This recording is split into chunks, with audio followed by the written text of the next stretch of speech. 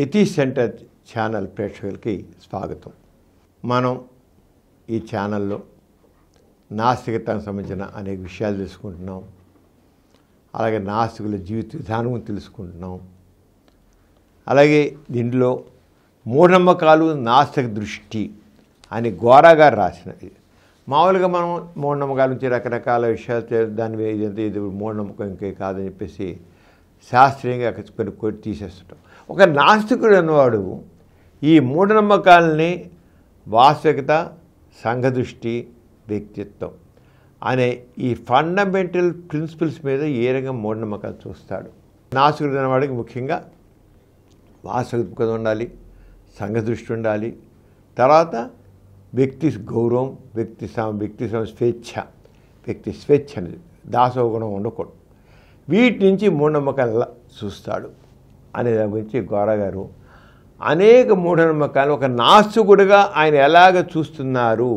ఒక నాస్తికుడు మామూలు వాడు చూడడం వేరు, ఒక నాస్తికుడు మూఢనమ్మకాల గురించి ఎలా వెలిగిస్తారు అది ఈ పుస్తకాల్లో, ఈ మూఢనమ్మకాలు నాస్తిక పుస్తకంలో మనకి ఏమైనా అర్థమవుతుంది.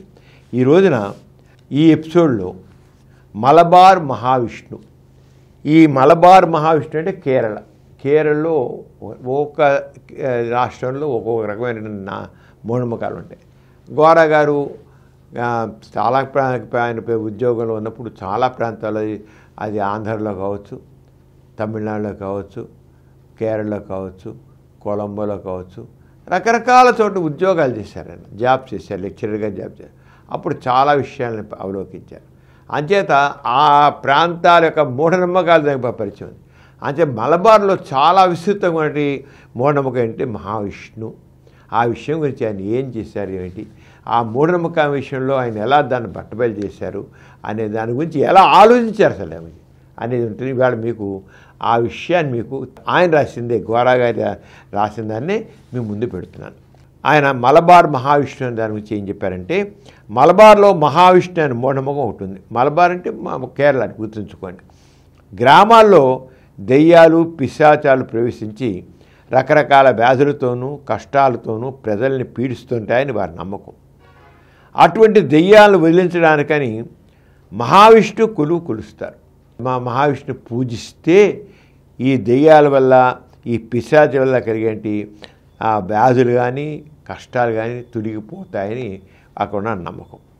ఆంధ్ర ప్రాంతంలో కలరా, మసూచి వచ్చినప్పుడు అమ్మవారు కొలువు వంటి మూఢనమ్మకమే ఈ మహావిష్ణువు. ఇక్కడ ఇప్పుడు మనకి కల్లా లేదు, మసూచికం లేదు. పూర్వకాలం మసూచిని ఏమంటారు సార్, పెద్ద అమ్మవారు అంటారు. మనం స్మాల్ పాక్స్ అని సింపుల్ తేల్చిపారేస్తున్నాం. కానీ ఆ రోజుల్లో విస్తృతంగా మసూచికం ఉన్నప్పుడు, స్మాల్ పాక్స్ ఉన్నప్పుడు పెద్ద అమ్మవారు అనేవారు. ఇప్పుడు కూడా ఈ చికెన్ పాక్స్ వస్తే చిన్నమ్మవారు, పొంగు జరుసి చిన్నమ్మవారు అంటారు. పెద్దమ్మవారు అంటే ప్రాణం తీస్తుంది, చాలా ప్రమాదకరం, చాలా ఇబ్బంది పెడుతుంది పెద్దమ్మవారు అనేవాళ్ళు. ఇది చిన్నవారు అంటే అంత బాధ పెట్టదు, కానీ అది కూడా బాధాకరం అంట. అంచేత అక్కడ దాంట్లో మనకి ఎలా అయితే ఆంధ్రప్రదేశ్లో కలరా, మసూచి ఉంచి అమ్మవారు అని చెప్పేసి జాతరలు చేసి మరి గ్రామ దేవతలకి జంతు బలులు ఇచ్చి కోళ్ళని, పశువుకు మేకల్ని, గొర్రెల్ని ఎలాగ బలి చేస్తారో మూఢనమ్మకం. ఆ గ్రామ దేవతని సంతోషపరిస్తే ఆ జబ్బు పోతుంది. అమ్మవారి ప్రకోపం వల్ల ఈ జబ్బులు వచ్చాను. ఆరగానే మలబార్లో కూడా అలానే ఉంది. ఈ మహావిష్ణు వేషం వేసేవారు అంటే ఈ మహావిష్ణు ఆరాధన ఉన్నాం కదా, ఇది వచ్చేవాడు ఈ మహావిష్ణు వేషం వేసేవారు గ్రామాల్లో అక్కడే ఉంటారు.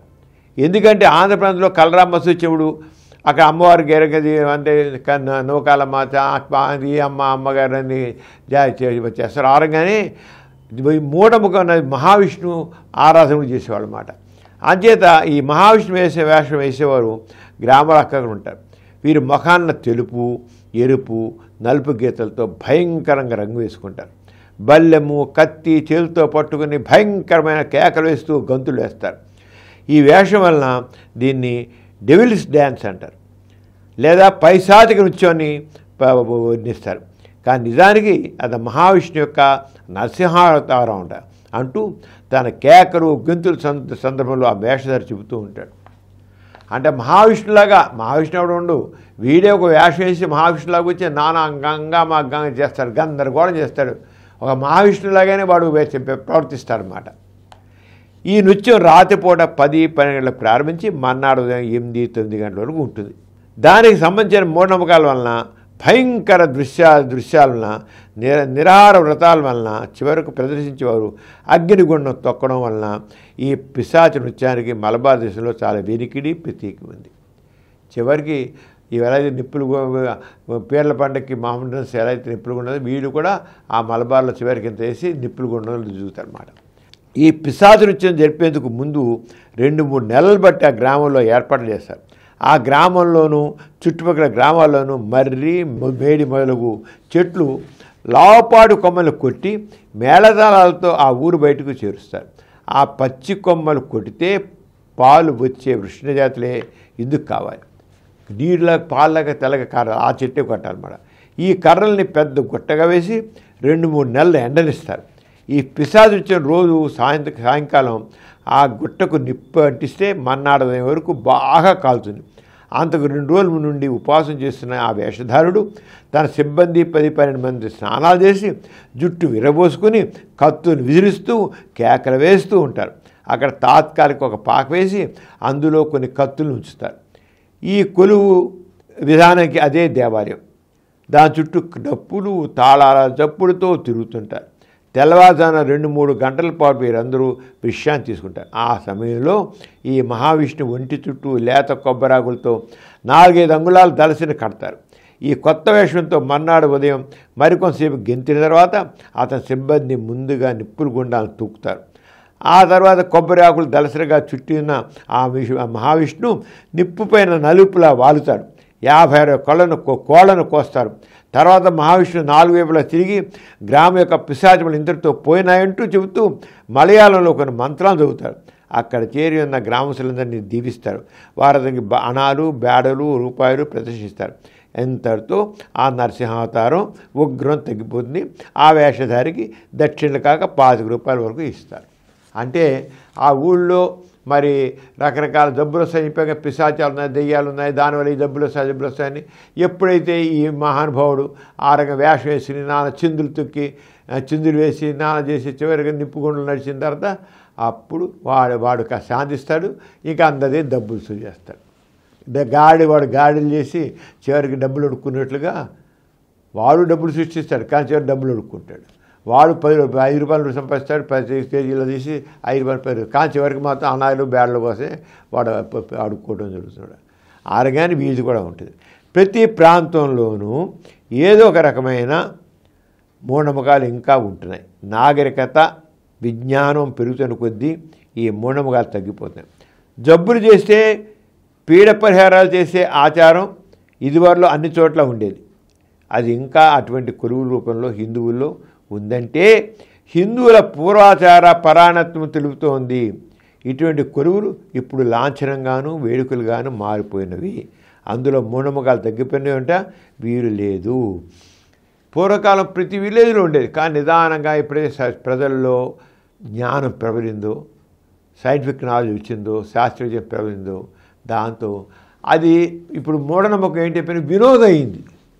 పూర్వకాలం ఆ ఊళ్ళో మలబార్ విష్ణు ప్రదర్శన, అమ్మయ్య వీడిని చేశాడు, ఇలా చేశాడు, వాడు నానా చిందులేశాడు, ఆయన చేత పిశాచం పోయింది, వాడు అరుపులకి వీటికి వాడికి పడిన సంతోషం. ఇప్పుడేమని అది వినోదం కింద పడిపోయారు. చూడడం కోసం జనం అబ్బా వీడు ఎలా డ్యాన్స్ చేస్తాడు చూద్దాం, వీడు కత్తులు ఎలా చూడడం, నిప్పులు ఎలా దులుతాడు చూద్దాం అనేది ఒక వినోదంగా చూడడం మారింది. కానీ మూఢనమ్మకం చాలా వరకు తొలిపోయి. అయినప్పటికీ హిందూ సమాజంలో మనుషుల్లో మూఢత్వాన్ని నిలిపేటువంటి ఆ రకమైన మత సిద్ధాంతం చూసారా, ఇంకా ఆ మూఢనమ్మకాలు కంటిన్యూ అవ్వడానికి దోహదం చేస్తూనే ఉన్నాయి.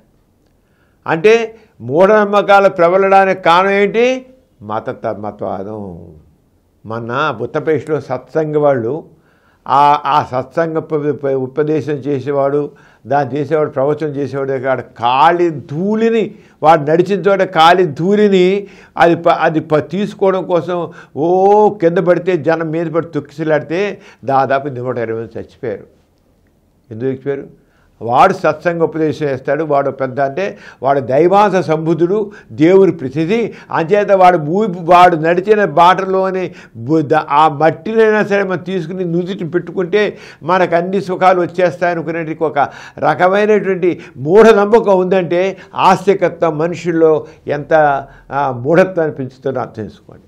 అంచేత మూఢనమ్మకాలు కేవలం ఏదో మామూలుగా కాదు, మూఢనమ్మకాలు మృత్యువు కారణమవుతున్నాయి, మృత్యువుకి కారణవుతాయి. మరి ఉత్తరప్రదేశ్లో ఆ సత్సంగి దాంట్లో 120 పైగా చనిపోయారంటే కారణం ఏంటి? ఈ మతం ఈ మూఢనమ్మకాలు పెంచి పోషించి మనిషిని ఆలోచింప చేసి మూర్ఖంగానే వస్తున్నాయి. ఈ 21వ శతాబ్దంలో కూడా ఇప్పటికీ కూడా ఇంకా అరగని మూఢనమ్మకాలు ఉన్నాయంటే కారణం అంతే మత విశ్వాసాలు. మొత్తం మనిషిని ఆలోచింపకుండా చేస్తుంది, మూర్ఖంగా ఉంచుతుంది, మూఢంగా ఉంచుతుంది. అంటే మూఢత్వం మౌఢ్యం సావుకి కారణమవుతుంది. అంతే కదా మన ఉత్తరం మరియు 100 మంది కేవలం వాడు నడిచిన దారిలో కాలు అడుతూ నడిచిన బాటలోని ఆ మట్టిని తీసుకుని నుదిని పెట్టుకోవడం కోసం వాడు చేసిన దీనికి ఇంత ప్రాణాలు పోయింటే మూఢత్వం కాకేంటి? ఈ మూఢనమ్మకాలు నాసి దృష్టాలు చూడాలి. అంటే మనిషి మూఢనమ్మకాలు కేవలం ఏదో వాడి పిచ్చివాడికి ఆనందం లే అనుకుని, పిచ్చివాడికి ఆనందం కాదు, ఆ పిచ్చి మనిషి మృత్యువుకు కారణం, చావు కారణం అవుతుంది. అది నాసిక దృష్టి అంటే. ఈ మలబారు కూడా అరగనే మలబారు మహావిష్ణువు కూడా అంతే. హిందువుల పూర్వాచార పరాయణత్వం తెలుపుతోంది. ఇటువంటి కొలువులు ఇప్పుడు లాంఛనంగాను పేడుకలుగా మారిపోయినాయి. అందులోనూ మూఢనమ్మకాలు తగ్గిపోయినా అంటుకు వీలు లేదు. ఈ మహావిష్ణు వేషం ఆ గ్రామ ప్రజలకు వేడుక వినడం నిజమే, వేడుక అనిపించదు, కానీ వారే దీనికి డబ్బు పెట్టి కూడా చేస్తున్నారు. కానీ సామాన్య ప్రజానీకంలో దృష్టి వేరుగా ఉంది. ఊళ్ళో పెత్తందారులు ఒక వినోదంగా ఉంది, జనాలు తగ్గ చూస్తున్నారు, రాత్రంతా మెరుగు చూస్తున్నారు. ఊళ్ళో ఒక రకమైన ఒక సరదాగా ఉందిలే, ఒక డ్రామా వేయించావు, నాటకం వేయించావు, లేదా ఇంకోటి వేయించావు, వీధి నాటకం వేయించావు, ఇట్లా వాళ్ళు అనుకోవచ్చే. కానీ ప్రజల్లో మాత్రం ఇలాంటి చేపట్టి మూఢనమ్మకం ఇంకా కొనసాగుతుంది, గుర్తించండి. ఆ ఊళ్ళో డబ్బులు ఇచ్చి వాడు చేస్తున్నారు, కానీ ఏంటవుతుంది? ఇండైరెక్ట్గా ఇన్నోసెంట్ పీపుల్ని బలి చేస్తున్నారు. వాళ్ళు ఇంకా అజ్ఞానంలో ఉంచుతున్నారు, మూఢత్వంలో ఉంచుతున్నారు. వాళ్ళ మూఢత్వంతోనే ఈ పెత్తందాల ఆటలు సాగుతున్నాయి. పిశాచ పోరాడుతానని చెప్పినప్పుడు ఆ గ్రామంలో ఎవరు కదలరు. కానీ అక్కడ మూలిగి ఉన్న జనసమూహంలో పిల్లలే కాక పెద్దవారు కూడా నమస్కరిస్తూ వెనక్కి తగ్గుతుంటారు. దీన్ని బట్టి ఈ విశ్వాసం గ్రామ పద్ధతుల్లో లేదు, కానీ ప్రజానాయకులు ఉందని స్పష్టపడుతుంది. తమకు నమ్మకం లేనప్పటికీ డబ్బు పెట్టుబడి పెట్టి ఈ కురువుల గ్రామ పద్ధతులు చేరుతా ప్రజానీకులు ఈ అంధవిశ్వాసం పోషిస్తున్నారని స్పష్టమవుతోంది. ఘోరగా నాశిస్తూ చూశారు కదా. గ్రామ పద్ధతులేమో డబ్బులిచ్చి ఆ మలబార్ మహావిష్ణు వేషం వేయించి నేను వీడి చేత ఆనందం ఇప్పిస్తా, సరదా జనానికి ఒక రకమైన వినోదం ఇప్పిస్తాను అనుకుంటున్నారు. కానీ రెండో పక్క సామాన్య జనంలో ఆ మూఢనమ్మకాన్ని ఇంకా పెంచి పోషించి జనాల్ని అలాగే అజ్ఞానంలో ఉంచడం జరుగుతుంది. అంచేత ఇలాంటి వేడుకలు ఆ పెత్తందారికి వినోదం కావచ్చు, కానీ సామాన్య జనంలో మూఢత్వాన్ని పెంచడానికి దోహదం చేస్తున్నాయి. ఇప్పుడు సత్సంగీతం అని చెప్పి ఆ ఉత్తరప్రదేశ్లో జరిగిందేంటి? సత్సంగం అనేది మరి ఎందుకు ఇచ్చి 120 మంది చనిపోవాల్సి వచ్చింది అంటే జనాల్లో ఒకడెవడో డబ్బున్నవాడు ఆ సత్సంగ బాబా చేత ప్రవచనాలు పెట్టించవచ్చు, డబ్బులు ఉన్నాయని. కానీ వాడు చేసే పని వల్ల ఏంటవుతుంది? జనాల్లో మూఢత్వం పెరుగుతుందని ప్రాణాలు కోల్పోతున్నారు. ఇదే నాస్తిక దృష్టి అంటే. అంచేది ఇలాంటివి మనం ఎవడు పిచ్చి వాడికి ఆనందం లేని ఊరు కూడా వీలు లేదు. అది ప్రాణాలను తీస్తుంది, సమాజాన్ని మౌఢ్యంలో ఉంచుతుంది. మౌఢ్యం సమాజ ప్రగతికి అవరోధం. అంచేత ఏ రకం ఇలాంటివి మౌఢ్యాన్ని పెంచేటి ఏ వాటిని కూడా ఒప్పుకోకూడదు. వినోదం కావచ్చు పెద్దవాళ్ళకి, కానీ సామాన్య జనానికి దాంట్లో నమ్మకాన్ని పెంచి పోషించి వాళ్ళ బతుకులతో ఆడుకోవడం అవుతుందన్నమాట. అంచేత తెలుసుకోవాల్సిన అవసరం ఉంది. అది కుళ్ళు పెద్దగా చేయించారు. ప్రజానీకులు ఈ అంధవిశ్వాసం పోషించడం స్పష్టమవుతుంది. ప్రజానీకులను బాగు చేయాలనే దృష్టి ఉన్నట్లయితే ఇట్టి కులువులు ఎందుకు గ్రామ ప్రజలకు ఎలాగా నమ్మకం లేదు కనుక వీటిని వాళ్ళు నిరసించవలసిందే, కానీ ప్రోత్సహించరాదు. ఇటువంటి కొలువులను చేయించడం చేత ప్రజల్లో మూఢనమ్మకం విడగొట్టడానికి బదులు వాడిని పోషించి ప్రజలకు అపచారం చేస్తున్నారు. తమకు జరుగుతున్న అపచారమునకు ప్రజానీకం గ్రహించాలి. గ్రామ పద్ధతులు ప్రజానీకం యొక్క శ్రేష్ఠను కోరేవారైతే ఇటువంటి మూఢనమ్మకాలని ప్రోత్సహించరాదు. ఇదండి నాశనం. మూఢనమ్మకాలు నాశనం అంటే ఇది నాశనం. అంటే గోరా గారు ఎంత స్పష్టంగా నాస్తికత్వంతో ఈ మూఢనమ్మకాలు అవగరించారో మనం ముందు చేసుకున్నాం. వచ్చే ఎపిసోడ్లో అనుమానం లేని అబద్ధాలని చెప్పి గోరా గారు ఇంకోటి చెప్పారు. అది వచ్చే దాంట్లో మనం చేసుకున్నాం. అంత సెలవు మరి. మీరు శ్రద్ధగా చూడండి, మీ యొక్క ఫ్రెండ్స్ కూడా షేర్ చేయండి. ప్రజల్లో శాస్త్ర విజ్ఞానాన్ని శాస్త్రజ్ఞానం పెంచాలి, దాంతో మానవత్వాన్ని కూడా పెంచాలి. నాస్తిక దృష్టితో వాస్తవికత, సంఘ దృష్టి, వ్యక్తిత్వం అనేది పెంచాలి. అప్పుడే సమాజం వస్తుంది, సామాజిక న్యాయం వస్తుంది, సంఘ దృష్టి వస్తుంది, అందరూ హాయిగా చక్కగా ఉంటారు. ఈ కార్యక్రమం మీకు ఎంతో నచ్చింది కదా. ఇటువంటి మరిన్ని వీడియోల కోసం అనతి కాలంలోనే 20 కోట్ల వ్యూస్ సాధించిన సమరం ఛానల్ సమర్పించు ఎథిక్స్ సెంటర్ ఛానల్కు సబ్స్క్రైబ్ చేయండి, లైక్ చేయండి, మీ ఫ్రెండ్స్కి షేర్ చేయండి. అలాగే ప్రక్కనున్న గంట సింబల్ని ప్రెస్ చేయడం మర్చిపోకండి. Please download Samaram Channels app from Google Play Store and watch your favorite channels. Click the bell icon and subscribe to the channels.